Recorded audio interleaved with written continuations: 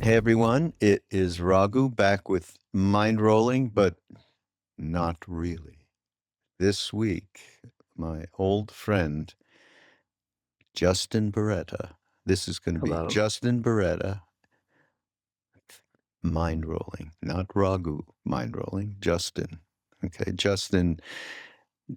Without Justin, we wouldn't have all this extraordinary music that is comprised over the last number of years since Ram Dass left. It's 5 years ago. Wow. And yeah, and so Justin was the first artist to take Ram Dass's words and put this symphony behind it, electronica symphony. I mean, it created what is now called soul land music, and there's no one more a soul brother than you, Justin. So I'm really happy to have you here. But he has a Thank whole you. thing going on, and we're going to talk about that. And so I'm gonna give it over to you. Thank you, Raghu. And this is a perfect segue into what I wanted to learn more about and brainstorm is the genesis of Soul Land and everything that we've done and collaborated with together is really interesting. And, I just put out the first single from my new album. The full album will be out next year. First song came out with some snips of Ram Dass in there. Mm, Called Light Shine. And when I was thinking about it, because when I came up to Ojai and we spoke, we were focusing on a lot of the metaphysics and um, the psychedelia behind all of this. But I wanted to talk a little bit more just about what's happening right now and how we got here, because a lot of people who are listening to this music might just be hearing Ram Dass for the first time. And as younger generations discover this, I wanted to dig in a little bit. So, um, the first thing that comes to mind is Ram Dass's legacy with music is so interesting because although I made the first electronic ambient recording, there is such a deep relationship with music way beyond this. And I wonder if you could tell me a little bit about that in terms of when you were traveling in India together or in Maui, what is his relationship with music like in terms of kirtan or other music that he was listening to? Because it feels to me like there's such a natural connection between his personality and his teachings and the voice and the music. It just goes together so well. yeah. Well, when he first came back from India, and we're talking after the first time he was there, not the second time when other Westerners like me went with or back at the same time as uh, he came back. First of all, he's a cello player, right?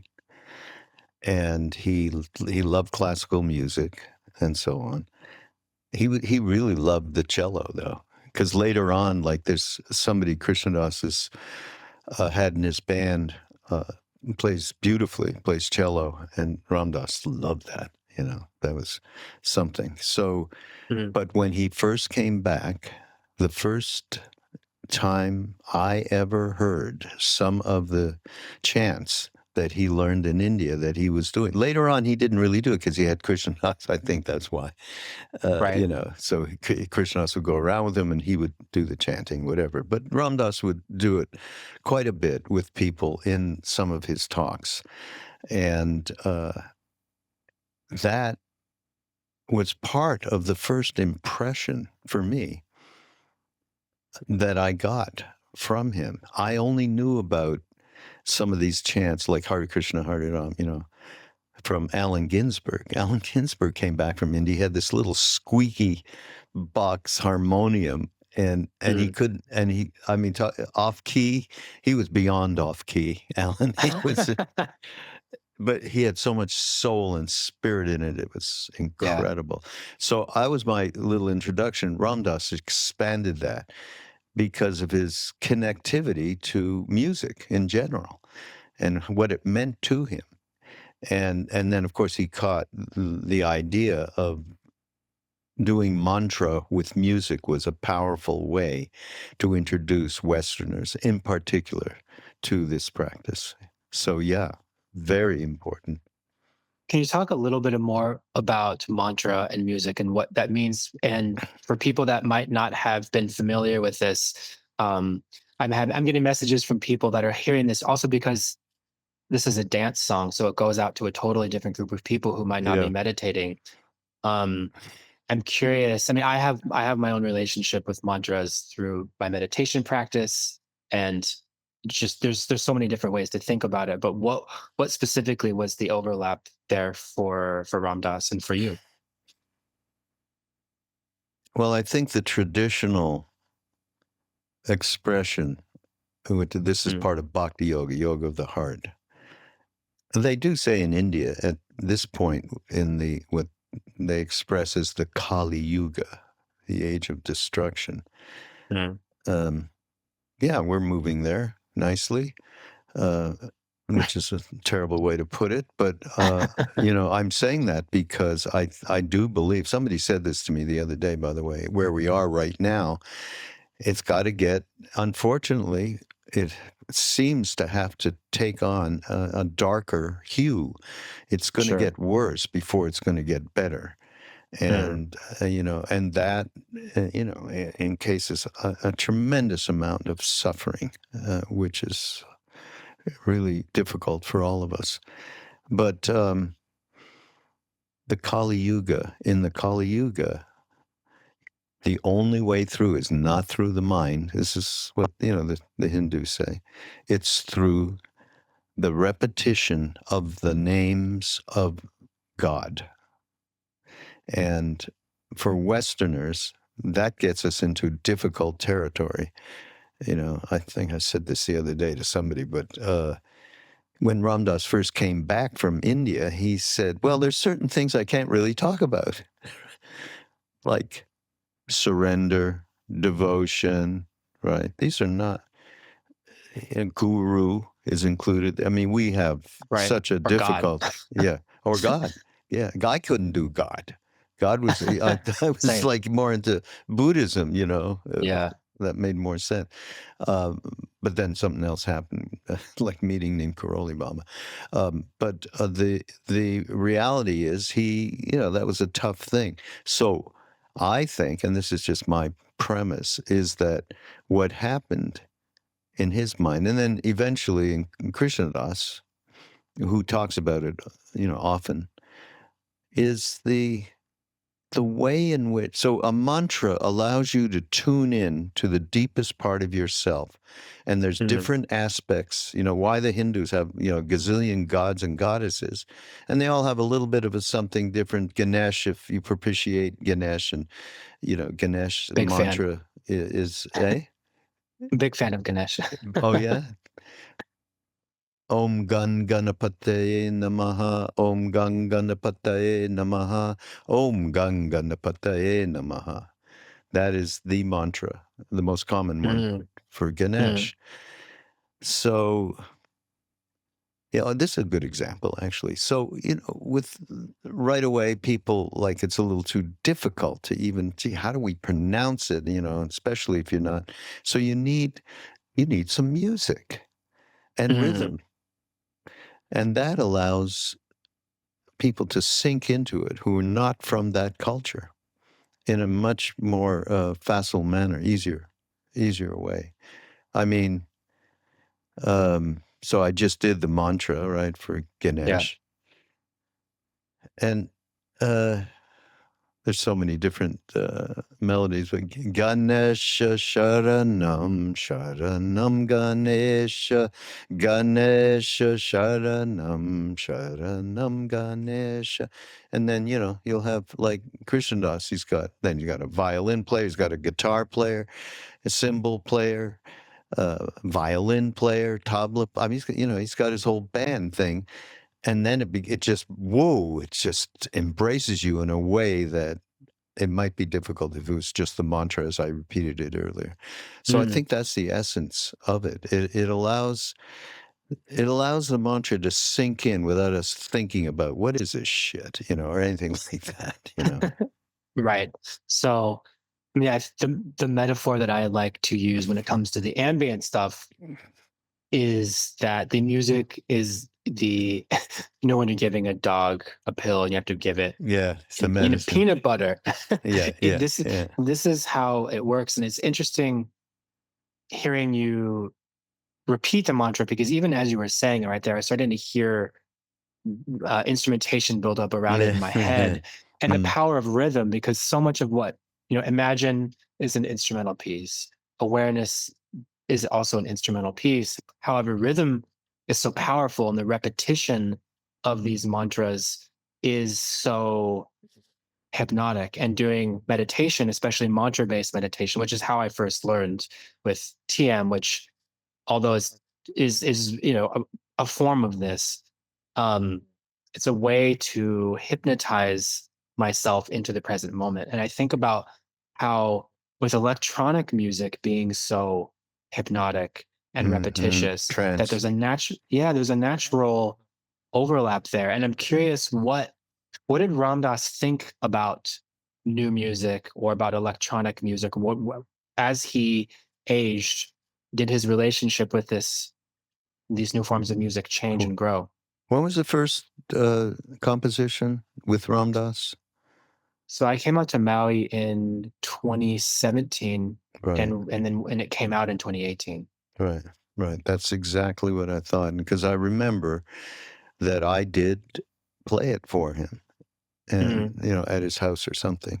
I can't quite remember, but because of the nature of this music, which embraced his words in a way that was so powerful, I mean, he just closed his eyes and he drifted into it.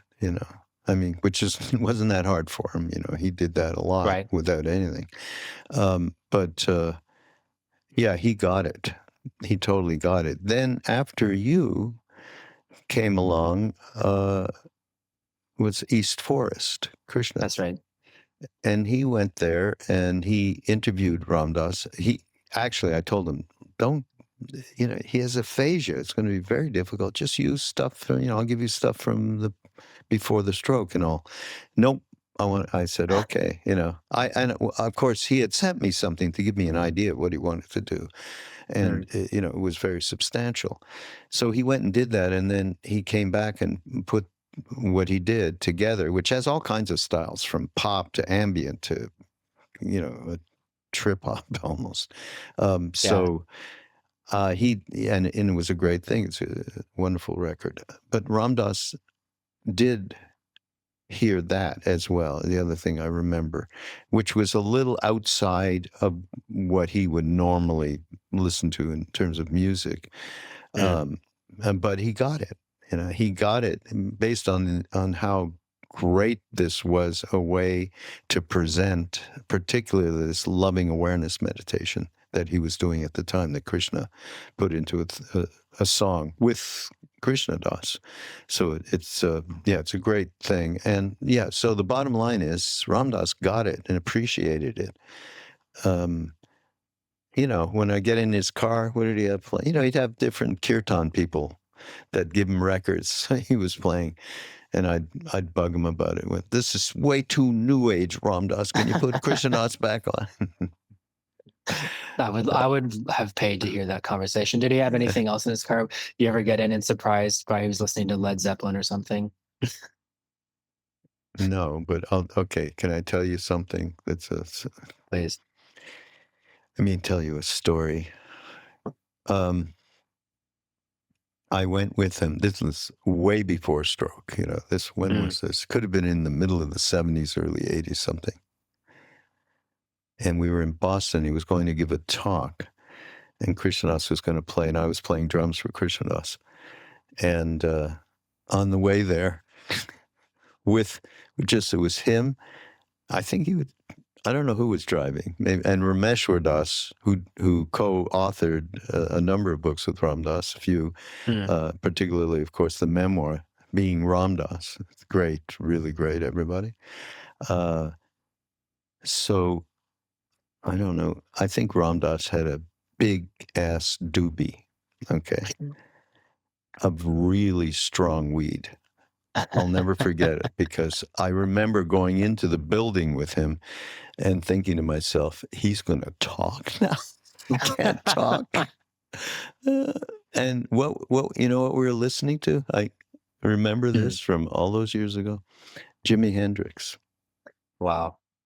And we In went the into car on the that way, building. smoking Hey, the joint, listening to yeah, Jimi Hendrix. yeah. And then going and doing, he did a major talk in Boston, which, he was from. So it was a big deal.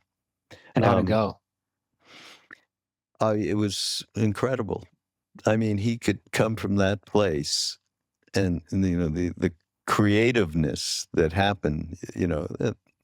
Hey, listen, we've been in studios, right? And the creative Yeah. aspect of that is very powerful, of that particular medicine.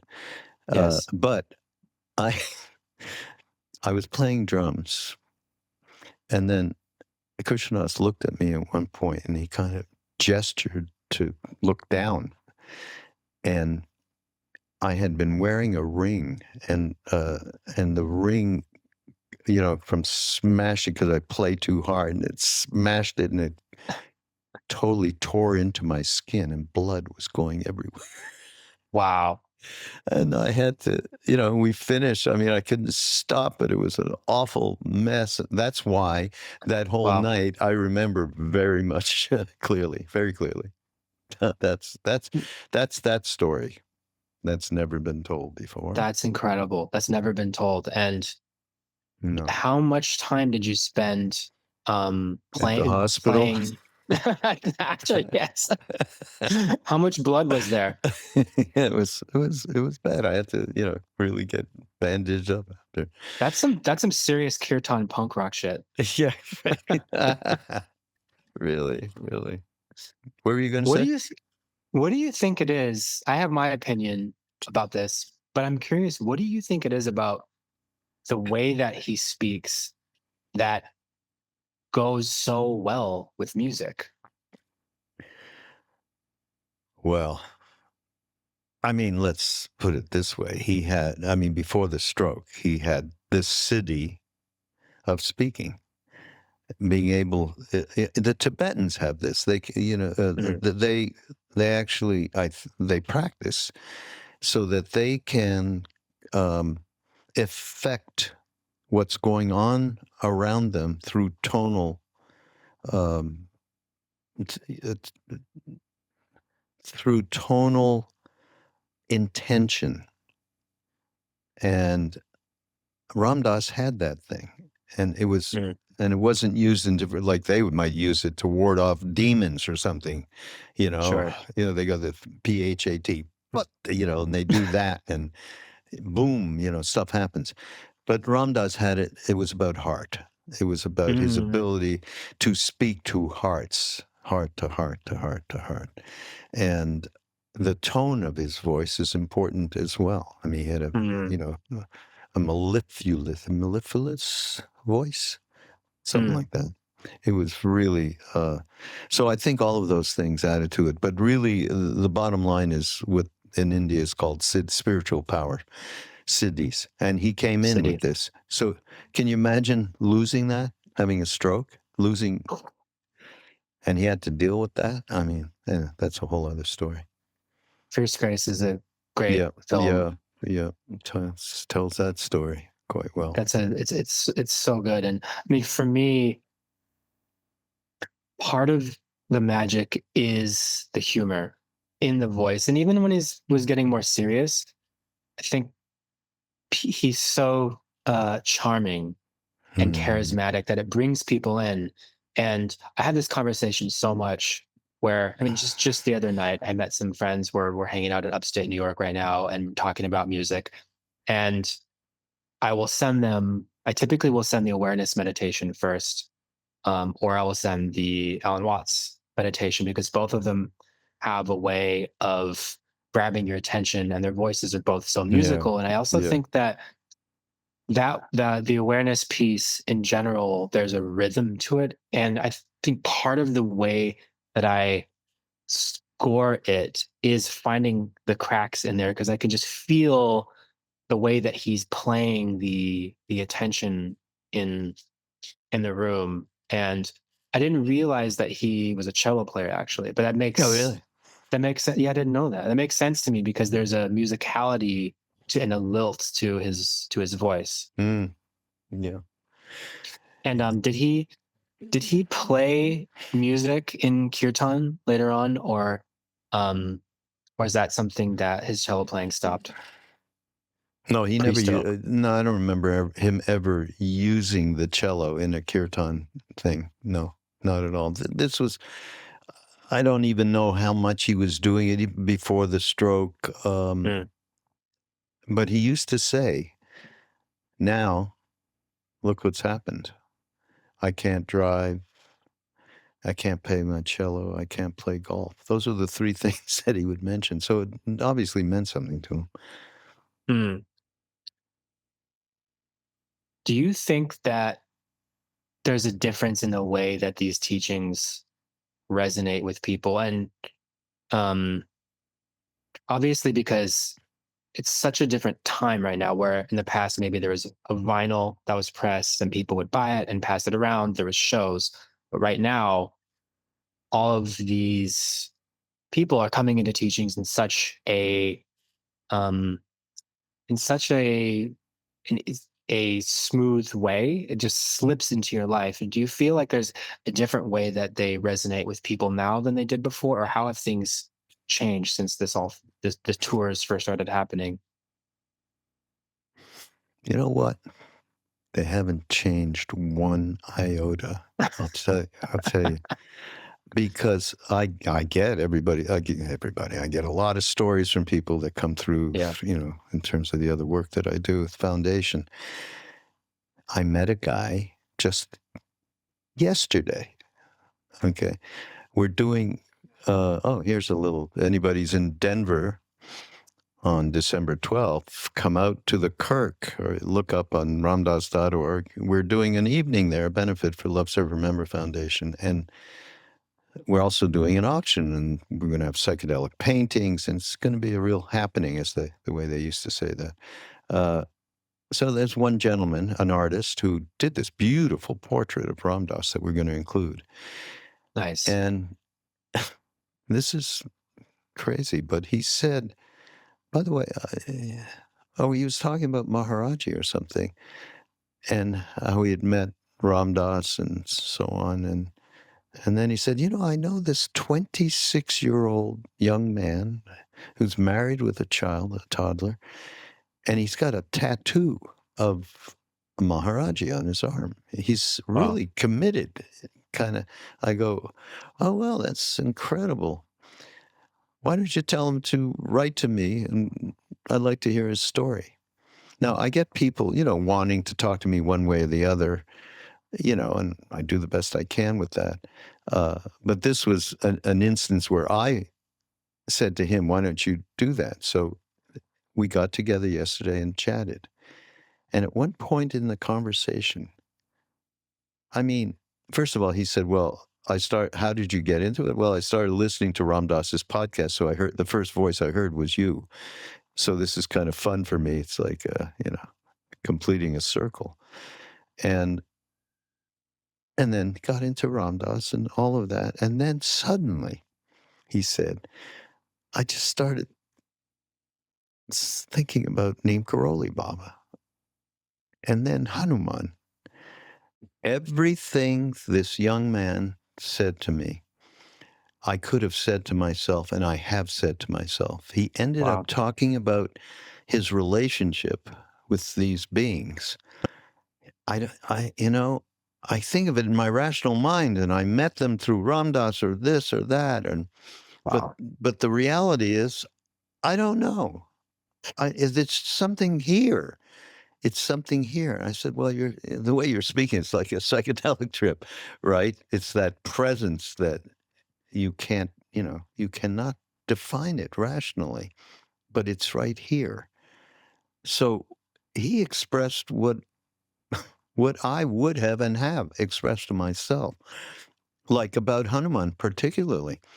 I don't know if I mentioned before we got on or after, but Yeah, no, God. Yeah, we did say God. I couldn't Yeah. handle God.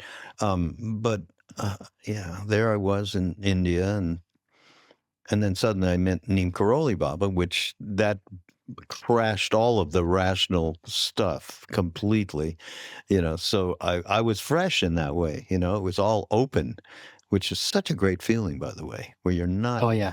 stuck on every thing that this is the way it is, that's the way it is. The It's so beginner's mind. freeing. Yeah. In beginner's mind. Yeah. It was so great. I'll never forget that. So anyhow, there we Mm. were, and suddenly Hanuman was very, Hanuman and Christ are one. That's the first thing he said to us, right? Oh, And I was, first of all, I'm Jewish and didn't have any relationship with Christ, but gradually he manifested that, and I got the idea of what he was talking about with this monkey god Hanuman, which was about total love, total service to humanity, devotion, one pointedness, and the power of his being was extraordinary. So anyhow, there's Hanuman. And then at one point, Ram Dass created with Siddhi Ma and K.K. Shah a beautiful Murti statue of Hanuman that was brought to Taos, New Mexico. You guys that are doing show notes, get a picture or something up of this Hanuman and a link, because let me tell you, even though I was not into that part of the whole deal certainly when I got to India, and then for some time after, I had this same experience as this young guy. His name is Jacob, which was, I have no idea what this is. I do not know. I can't think of any way to describe the presence, the yes. ineffability. It's ineffable. That's why I use the psychedelic example. I have no idea. And to this day, I have no idea. The only thing I have that's a little different is I really don't care. I don't pay that kind of attention to my mind that I used to, where Right. I would go into a discussion about it. I don't, I'm just like, oh, that's It cool. just is. It just is. Yeah. It's Find a sense of present. equanimity. Yeah. Yeah. Yeah. Just expansion, spaciousness, not in being in the moment, not thinking of the past or the future. Be here now is real. That's the bottom line. It's a real thing, and I feel like music is a tool that's in all of our lives, and it's such a powerful way to remind ourselves over and over again of that moment of presence, even without any wisdom or words on it. Hmm. Music is such a powerful tool, and last time we spoke, you mentioned the Sanskrit word of bhava, which Hmm. I absolutely loved, and I went and read about it a little bit more and have been sitting with it. And there's so much in Sanskrit that I can take this word and read about it and reflect just on that word for a long time in the morning. And Hmm. it just sets the tone for my day because I'm so deeply connected to music. Hmm. Um, and one of the things that came up as I was reflecting on this word is this the idea of loving awareness. And it's something that in the world of Ram Dass, he says it so many times in so many different ways. But if there's one thing that has been exportable for me, I can always come back to that. And um, I don't actually know the origin of that, like where that exactly started or where it came from. Was that something from Neem Karoli Baba, or is that a Ram Dass translation of a Sanskrit Love it. concept? Loving awareness? Yeah. No, no. This is something that just developed while he was in Maui in the last 15 years of his life. Oh, okay, so loving awareness was new. Yeah, yeah, it was new. I mean, I'm sure he used to talk about awareness all the time, more in the Yes. Buddhist, confines, shall we say. But Yeah.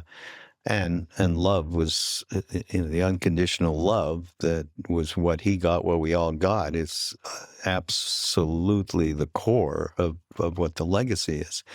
So he started putting it together. I think, if I remember, he saw people really stuck in their stories in their head.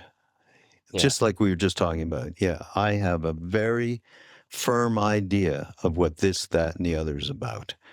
And I'm not giving up that, and that's part of our story. We all have a story, and we see things a certain way through a lens of that story. Mm. And so he saw that, and he thought, "Wow, we should do there should be a way to move from that center, that perspective, into a perspective that's in the center of our beings, in our spiritual heart, in our soul, whatever you want to use, any term." And he Sure. gave a practice of using breath to get from the I in our heads into more of the we in our hearts, shall we say. And breathe into that space, and then suddenly you're able to have a perspective where you're not sitting there talking to yourself the way that we all normally talk to ourselves. We're very Right. judgmental, etc. Way worse than that. So Hmm. it blossomed over the years that he was in Maui, and it's a beautiful practice. It really is. I mean, it's so simple, and just take 3 breaths, deep breaths into the center of your being. And as you do that, I am loving awareness, and gets the I that's in the head, that's the story and judge person, uh, Yes. gets them into the center of our being, which is the non-judgmental, uh, unconditional part of ourselves. That's the first thing I saw in Ram Dass. When I first Mm. met him physically, was he just set up this pool of unconditionality, and that in every way, absolutely every way. There was no Ram Dass, there was no Richard Alpert. And that's what's being expressed in this loving awareness. And then eventually there's no I am loving awareness, just loving awareness, You lose the I. Yeah. You lose the I. But you need the I, just like with everything. Ego is a good servant, but a terrible master, is what they say. It's beautifully said, and I've used that so many different times in my own life.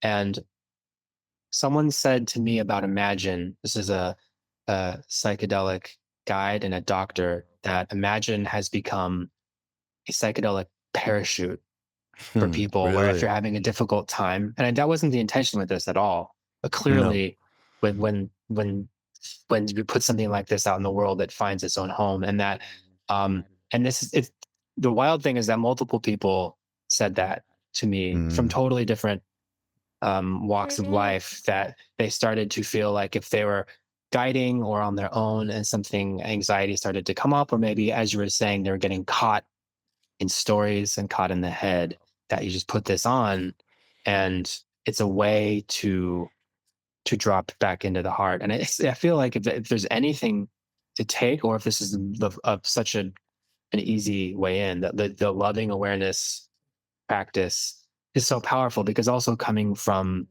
TM and meditation, which is much more about the container of focus and concentration. It's just awareness. Yeah, I'm yeah, aware, yeah. which was really powerful for me. I don't think I would have gotten loving awareness right away. I spent many years with a daily meditation practice, just getting mindfulness, just Mm. the ability to Yeah. concentrate on one thing for little bits of time.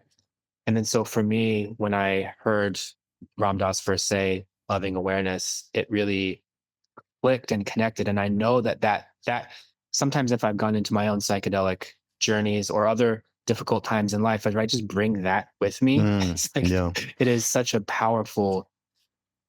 It's an powerful anchor. tool. And Yeah. yeah, it's an anchor.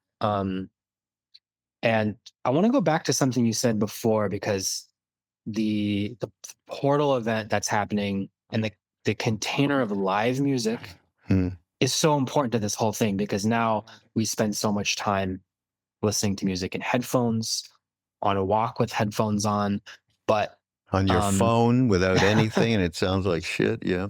yeah, exactly. And there's kirtan has its whole world, and clearly the music industry is what it is, but there's this interesting emerging space which, with Portal doing these events that bring and weave these things together. Could you tell me a little bit more about what's going to be happening with the event, who's going to be there, and Mm, and just about the intersection of the community, the teachings, and music? yeah.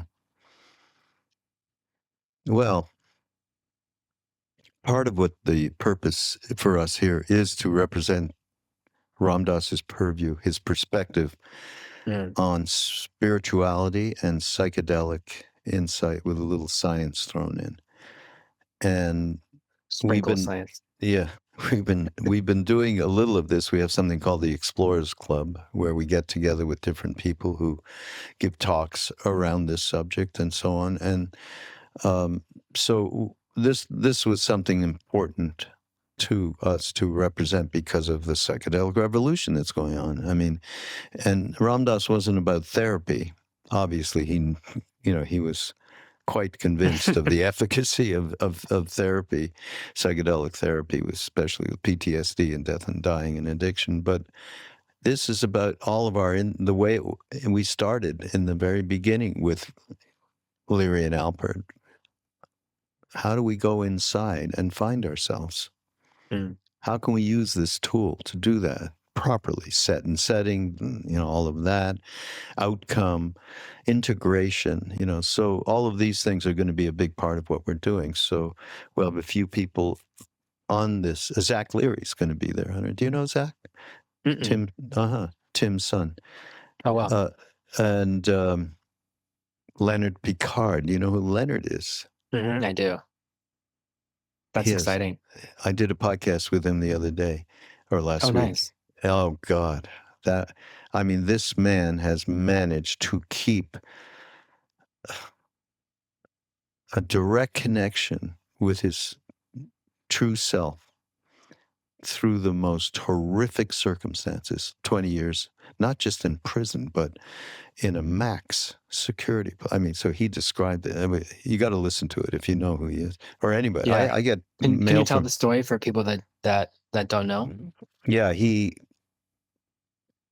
ended up producing massive amounts of LSD. I mean, we're talking about millions of hits every couple of weeks or something really Yeah. crazy.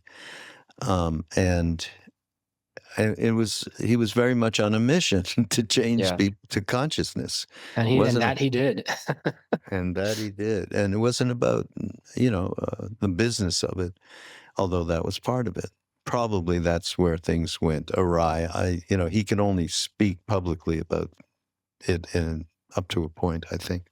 Sure. Anyhow, but he did get busted and they threw him in jail for 20 years. 20 years, Joe. 20. He Yeah. did 20 years. He only got out 5 years ago, Right. 2020. And he described the conditions as well. The interesting thing is that prior to him getting busted and going through all of that, he was a monk in a Zen monastery Mm, for quite some time, couple of years or more. And I said this, wow, this really served you. My God, look at karma. Your karma was to have to go through this horrendous thing, but yet you had the tools mm, to be able to do what you did, to do that time and come out on the other end in such wholeness. I can't tell you. Amazing. Amazing, man. Anyhow, so mm. he's going to be on this panel, and Trevor Hall is going to be our musical feature.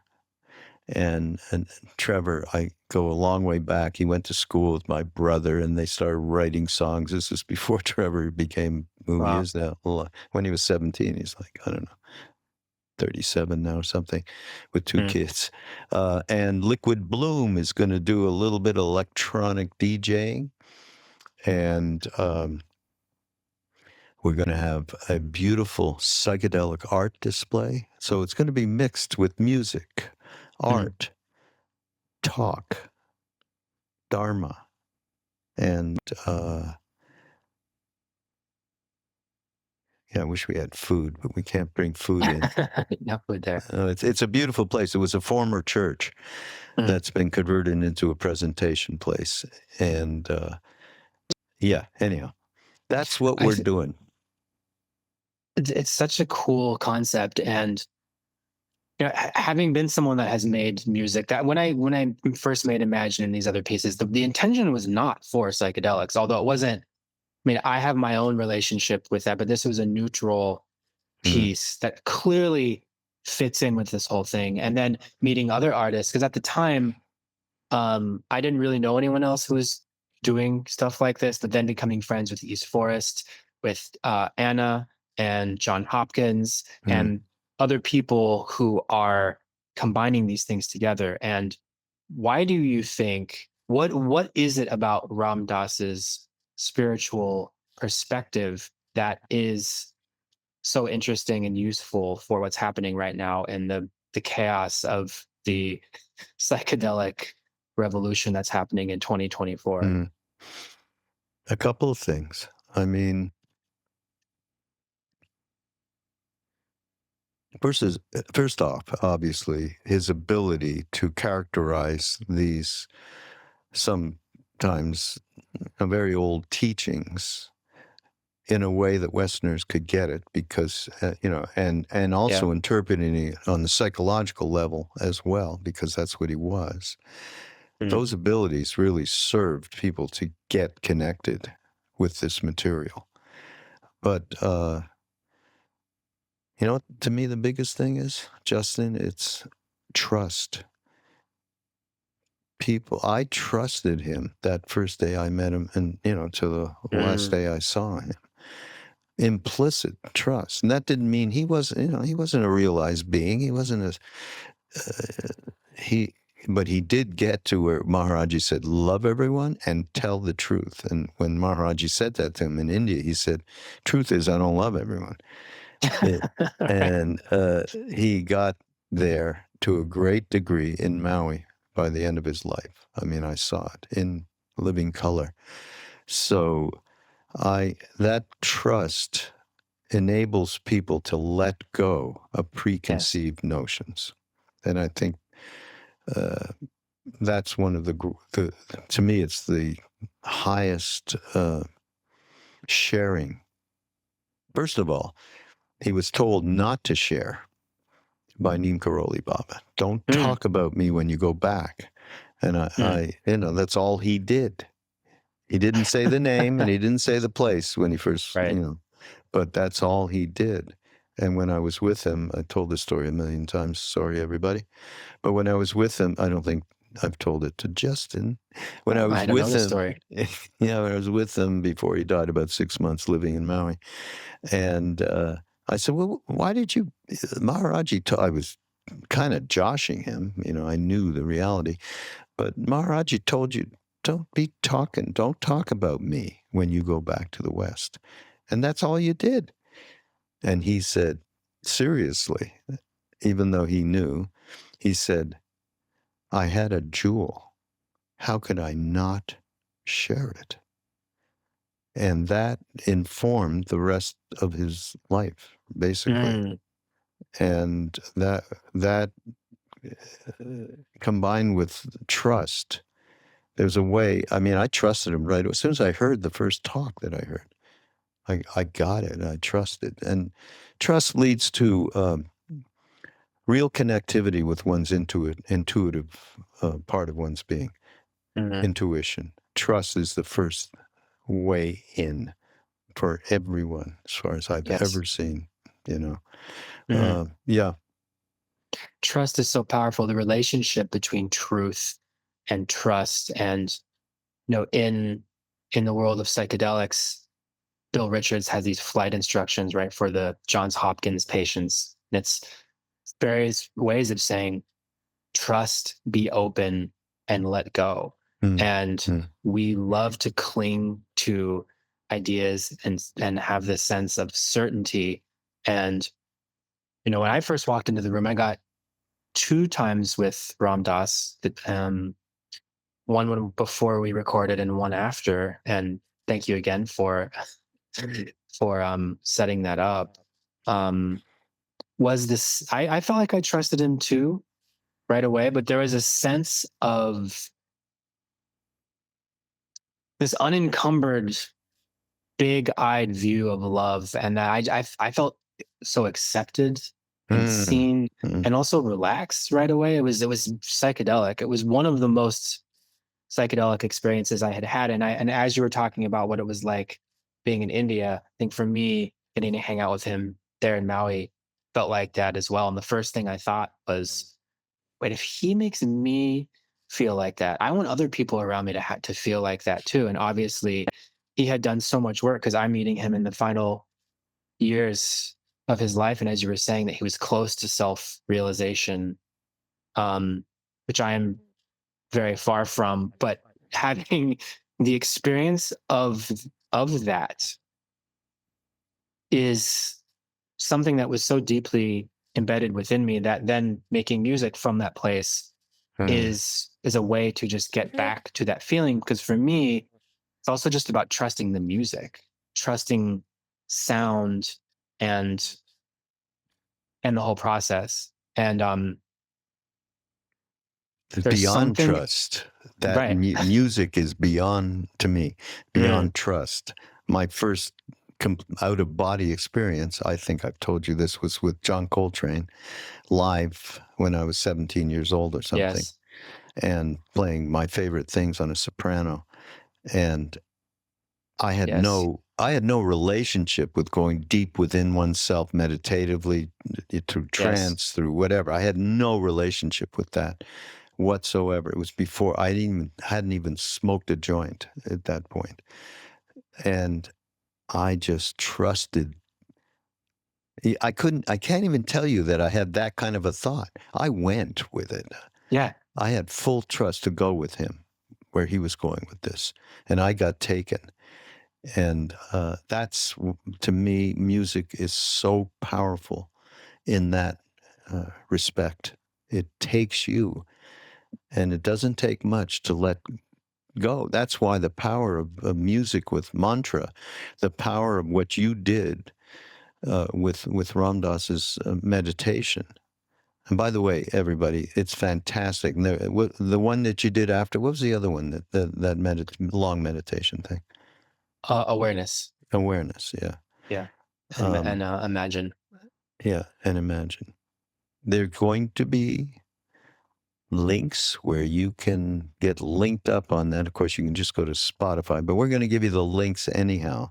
And the reality is, you guys that are doing the show notes, another thing is there's beautiful videos, and they add to it as well. I mean, the dimension of the words, the tonal, the bob, as you just described it before, and music and images when you have the video, which is on YouTube, that's pretty phenomenal.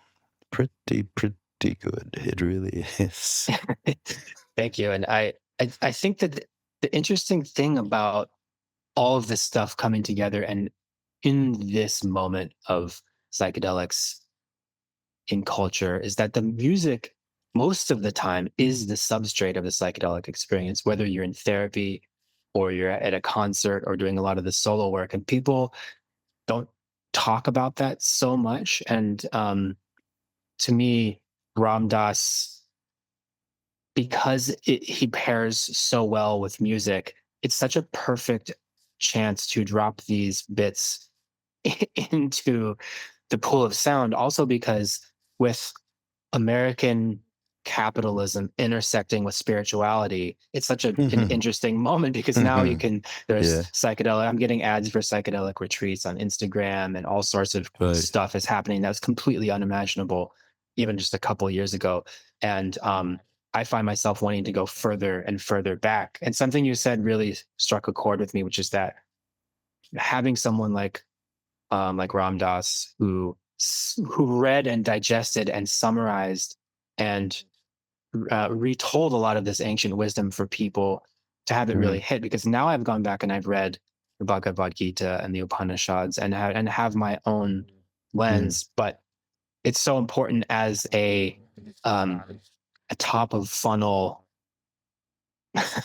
a way down into these things, because there's a lot of people are having these mystical experiences on tap.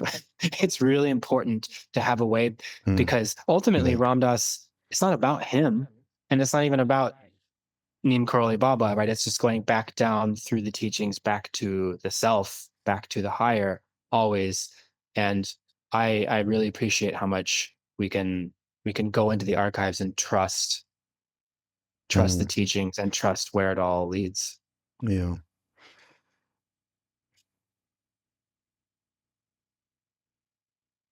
I mean, I go back to the young guy that I talked to who said, I have no understanding, but there's just something behind it all, you know?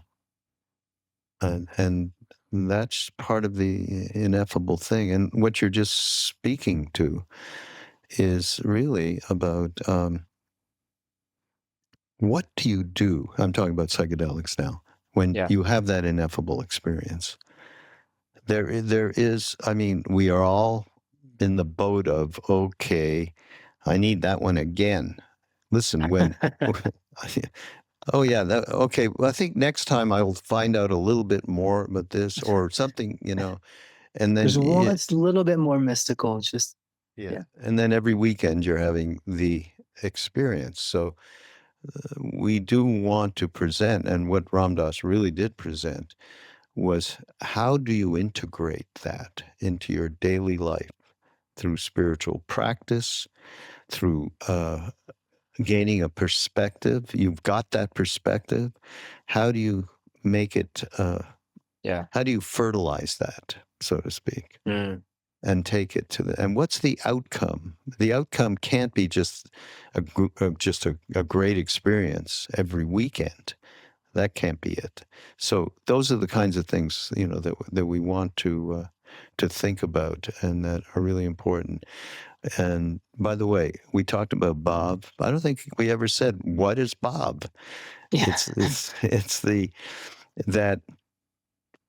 deepest expression of our true selves that we can share with others. So these singers in India, or you know, whatever, India is amazing. You know, the instrumental music, the classical music, the folk music, and the kirtan, and all of it, and the poets that express this stuff. Which, oh yeah, we're going to talk about that in a sec.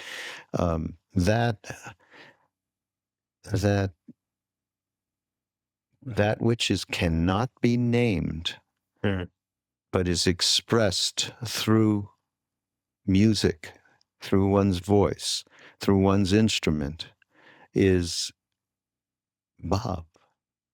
The deepest spiritual, effect that happens from within ourselves that then goes out into the world. Beautiful. Yeah. It's such a beautiful phrase and beautiful idea. And who gave that to us, by the way, I have to give credit, an understanding of it, and he had it in spades. His name was K.K. Shah. He was Ram Dass's Indian brother. He was the first translator for Ram Dass when he went to India with Neem Karoli Baba. And Maharaji told him, go to his house and hang there. And that's where he was taken in by this family. From that day on to the day he left. Now, Ram Dass left at the end of 2019. Not more than 3 or 4 weeks later, KK left. Wow. Because he was so attached to Ram Dass. He said, I have no other reason, to be here. And which, that was a really tough thing. We're working on a movie right now about him. And he, in this film, and the footage that we have, he directly talks about what Bob is. So I have to, share that. I want to share it with everybody, but We I will would soon. love to. Yeah, that would be a I would great love to thing. hear that. It's such Yeah. a fascinating um, word. And after you explained that to me last time we hung out, I went back and I was reading about it, and it made me think about this feeling when I'm working on music. Can be tinkering around, playing synths, jamming with someone, and a whole day can go by, and it can all feel like total crap. But all of a sudden, there's this right combination of Yeah. sounds, Yeah. the right vocal sample goes in there, and there's this feeling of the ecstatic of moving towards something, and that word really Yeah. It's a great. names that so much. Yeah. It's so good, and I think this is useful for people too, for artists to name that. And I've had a lot of conversations about this idea that there's this ancient wisdom around this thing, which we think of Mm. ourselves as these new school siloed artists, but it's all the same. And especially now that it's easy to make music with automated artificial intelligence, Yeah. that having That's a whole having other the subject. so Yeah. it's a whole other subject, but I think it's interesting because as we make more and more music using these automated tools, um, the ability to communicate a deep emotional resonance from person to person will become more valuable because, yeah, I can go on my computer and type a few words and you might hear a beautiful song.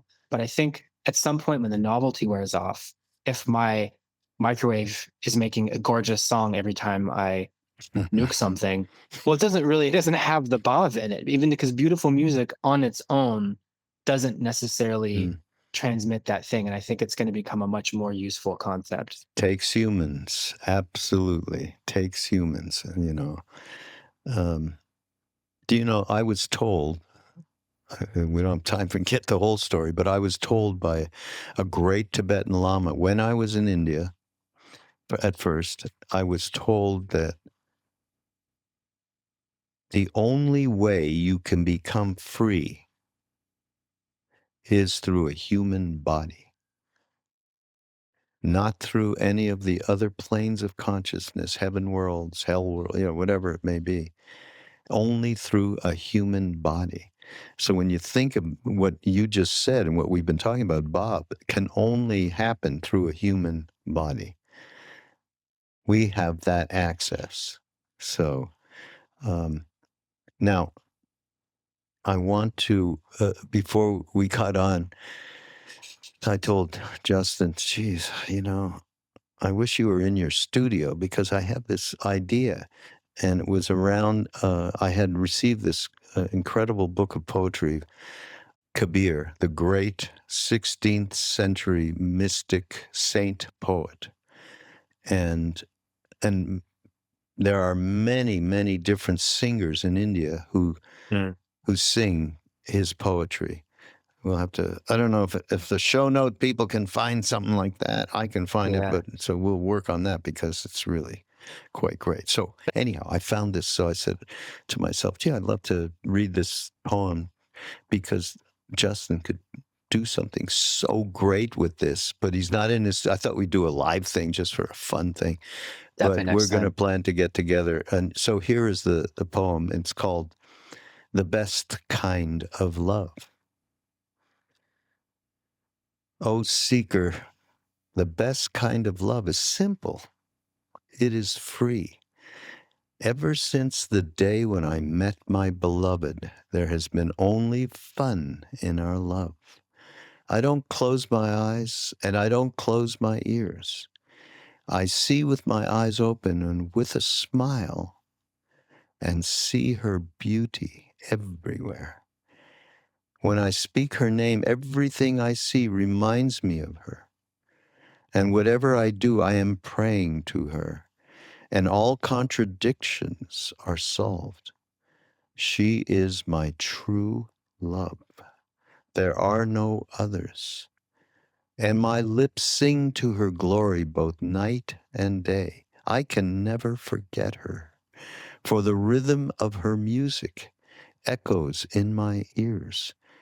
Kabir says, even if your heart breaks, tell her what you are hiding in your soul. The beloved's bliss is greater than all of life's pleasure and pain. How great is so that? beautiful, so good. I got chills. Next time, I'm definitely have to do a live score of that. Get some delay on the voice. It's so beautiful. No, I want to come Right to do the this point. with you, everybody. Let's do it. We're gonna Let's do do it. it. Well, there's a couple other in here. Other, and there's actually another great saint was named Mirabai. Does that ring a bell for you? Mhm. Mirabai? And there's many bhajans which are putting music to these poems of hers that are fantastic as well. Yeah, we'll do. I want to Let's do do an it. album. Let's do it. I haven't done anything like this in so long. It'll be great. That'll be fun. Thank you so much for being here and doing this mind rolling. Maybe you can be the guest host on mind rolling for a few other episodes or And something. It'd be thank great. you so much for having me. And it's always a pleasure to talk with you. I feel like we could go for hours, but what a great combo. I appreciate you. I appreciate you. And sending you big love. Everybody, this is Mind Rolling on the Be Here Now Network. Go to BeHereNowNetwork.com. And there's Justin has done, for instance, we have Alan Watts on the network, and Justin has done wonderful stuff with him as well. He's got his own very eclectic, incredible output, shall we say. So, lots more to come. Yeah, lots more to come, and we'll see you next time. Thank you, Justin. Ram Ram. Thank you, Raghu. Talk to you soon.